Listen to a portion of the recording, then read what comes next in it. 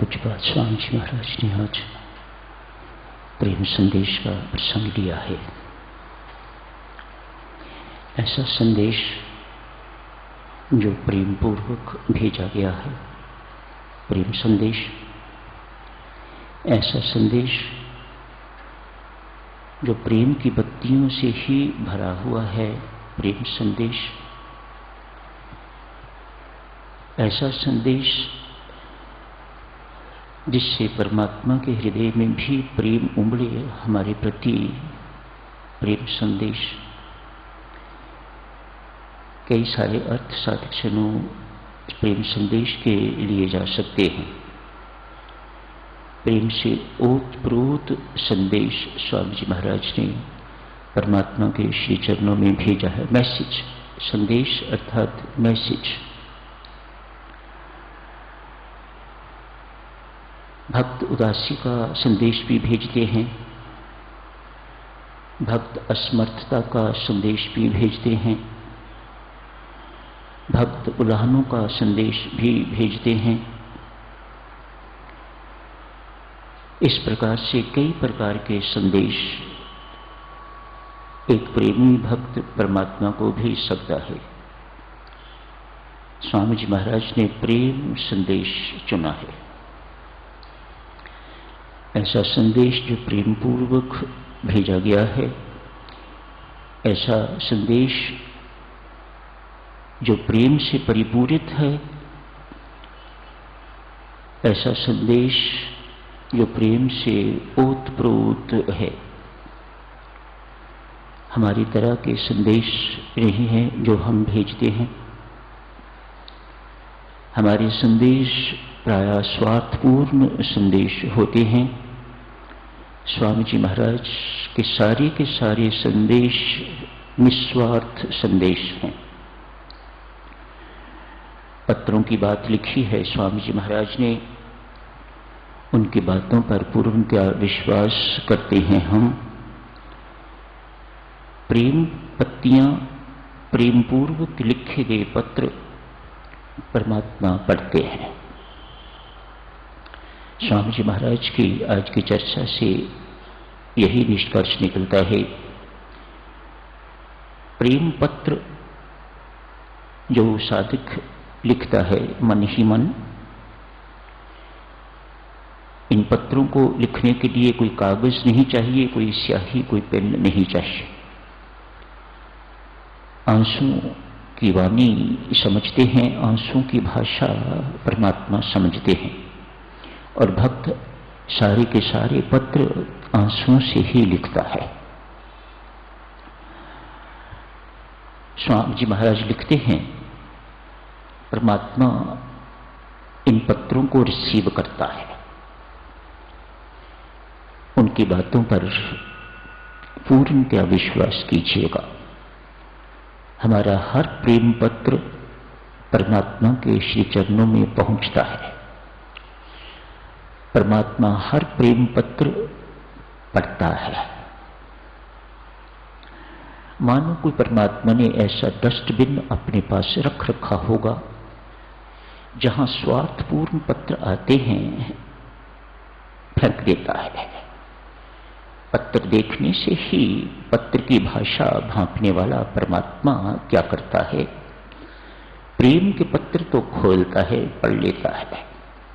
लेकिन स्वार्थ के पत्र बू आ जाती होगी कोई कि ये स्वार्थ भरा पत्र है, अतएव ऐसे पत्रों को बिना खोले डस्टबिन में डालता रहता है। स्वामी जी महाराज ने यही कहा है ना कि जो प्रेम के पत्र हैं वह परमात्मा रिसीव भी करता है और वह परमात्मा पढ़ता भी है। स्वार्थ वाले पत्रों की कोई चर्चा नहीं की, स्पष्ट है। परमात्मा के पास पहुंचते भी तो होंगे ही जरूर, लेकिन सूंघने से पता लग जाता होगा, देखने से पता लग जाता होगा कि इसमें कैसी भाषा लिखी हुई है। अतएव उन पत्रों को परमात्मा डस्टबिन में डाल देता है। आप मारते रहो टकरे, परमात्मा नहीं सुनता। प्रारब्ध पर निर्भर रहो, जो मैंने लिख दिया अटल है।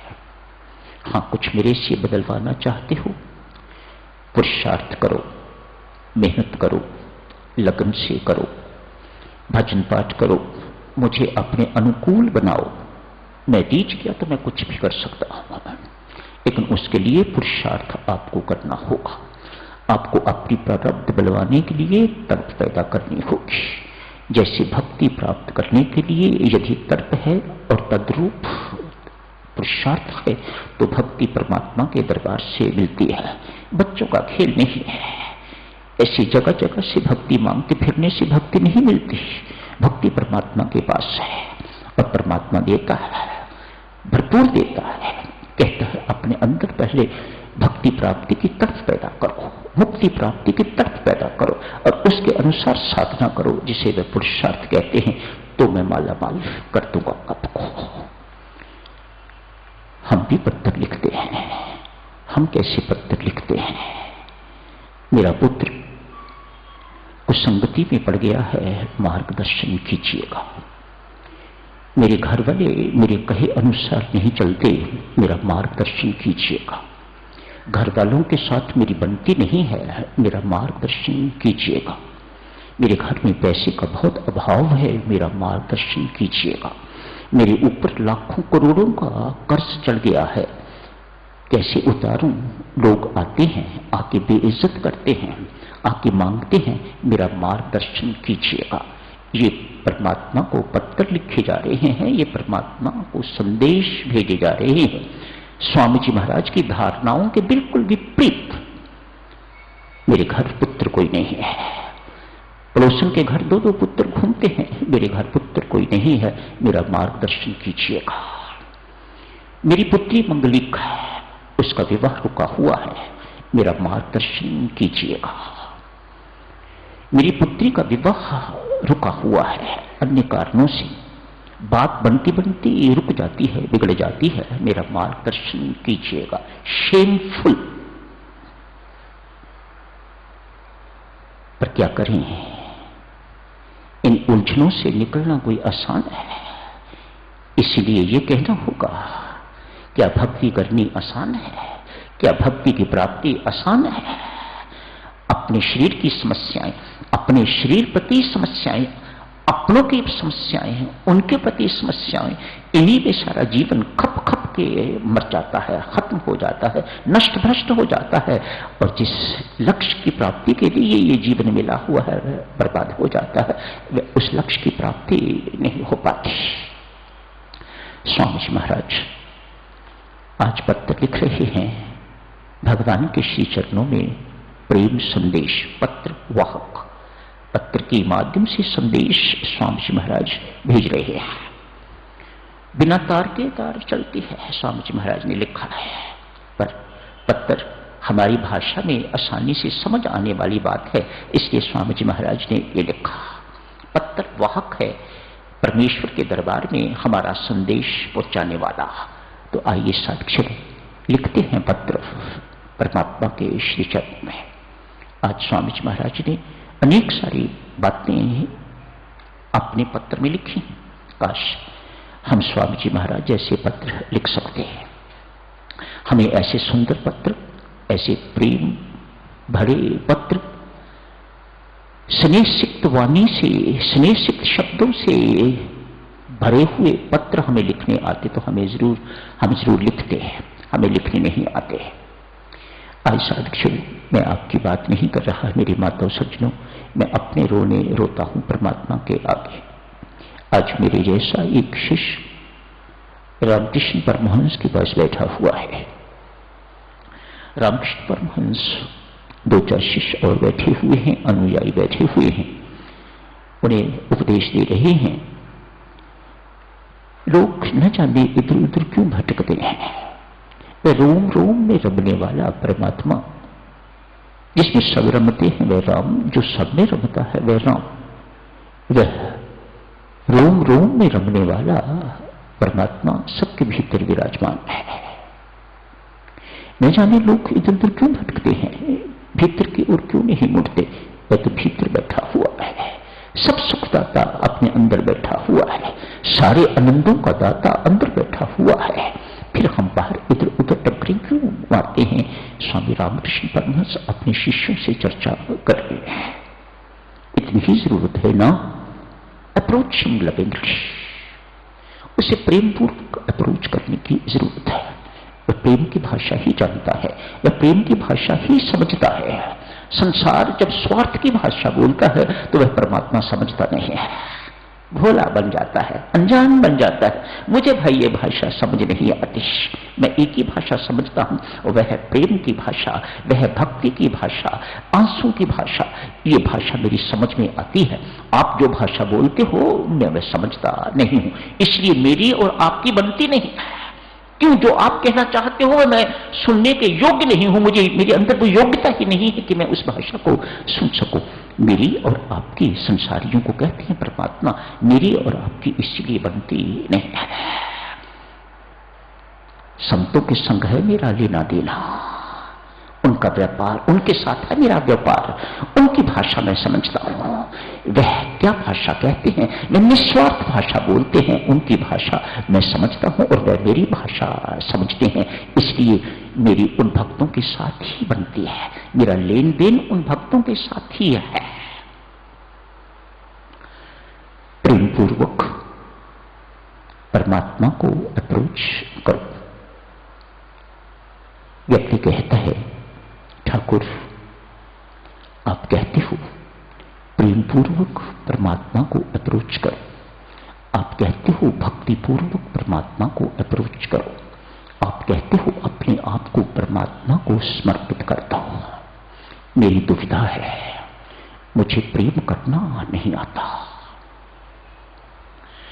जेन्युइन साधक है, साधक जनो, सत्य बोलने वाला है, साधक है। ये हर एक की वश की बात नहीं है, प्रेम करना हर एक को नहीं आता। आपको आता है, इनको बेचारों को पता ही नहीं है प्रेम क्या होता है। ये प्रेम बटोरना जानते हैं, प्रेम देना नहीं जानते। और प्रेम देने की चीज है, मांगने की चीज नहीं है। सुख देने की चीज है, बांटने की चीज है, मांगने की चीज, चाहने की चीज नहीं है। इन्हें सुख चाहिए, अतएव ये प्रेम करना नहीं जानते। आप प्रेम करना जानती हैं, आप सुख देना जानती हैं, आप सुख बांटना जानती हैं। इस गुण का आपको देवियों लाभ लेना चाहिए। यदि आपको भी लाभ लेना है तो इन जैसा बनना होगा, दूसरों को सुख देने वाला, दूसरों को प्रेम देने वाला बनना होगा। तो आपको वह प्रेम करने की रीति परमात्मा सिखाएगा। बहुत डांटते हुए शब्दों में कहा ठाकुर ने, क्या तेरे अंदर शिशुवत की बुद्धिमत्ता नहीं? उस नन्हे बालक, उस नवजात शिशु को रोना कौन सिखाता है? उस नवजात शिशु को प्रेम पूर्वक मां का दूध पीना कौन सिखाता है? क्या तेरे अंदर इतनी भी बुद्धि नहीं है कि तू जैसे वह शिशु रोता है, दूध पीता है, जैसे वह प्यार करता है तो प्यार करना सीख? क्या तेरे अंदर उतना भी प्यार नहीं है? क्या तेरे अंदर उतनी भी बुद्धि नहीं है? बेचारा डांट खा के चुप कर गया होगा। मेरे जैसा होता तो ठाकुर को कहता, ठाकुर तुम ठीक कहते, मेरे अंदर शिशु जैसी भी बुद्धि नहीं है। तो उसको पूछ रहा है ना, मुझे पूछ, मैं तुम्हें बताऊंगा, मैं कहूंगा मेरे अंदर शिशु जैसी बुद्धिमत्ता भी नहीं है, इसलिए मैं परमात्मा को प्यार करता नहीं जानता।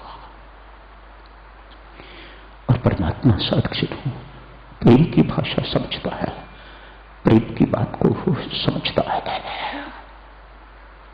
असमर्थता का संदेश, राम जी मुझे प्यार करना नहीं आता। हे मां, तेरे अनेक पुत्र, तेरे लिए तो अनेक, मेरे लिए तो तू एक। तू जो चाहे कर सकती है और मैं कुछ नहीं कर सकता।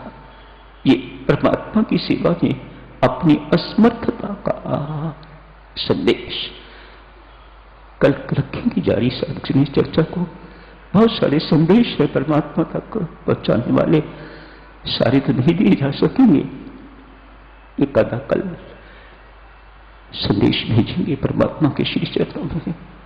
असमर्थ बोल रहा, कुछ नहीं कर सकते, बेबस है। परमात्मा सब कुछ कर सकता है, हम कुछ नहीं कर सकते। अपनी असमर्थता का संदेश परमात्मा के श्री चरणों में लिख लीजिएगा। असमर्थ, अच्छा लिखना नहीं आता, अच्छा बोलना नहीं आता, प्रेम पूर्वक लिखना नहीं आता, प्रेम की भाषा नहीं आती, ये असमर्थता का संदेश। आज दिन भर लिखिए परमात्मा के नाम पत्र, अपनी असमर्थता का बोध करवाइएगा। मान जाए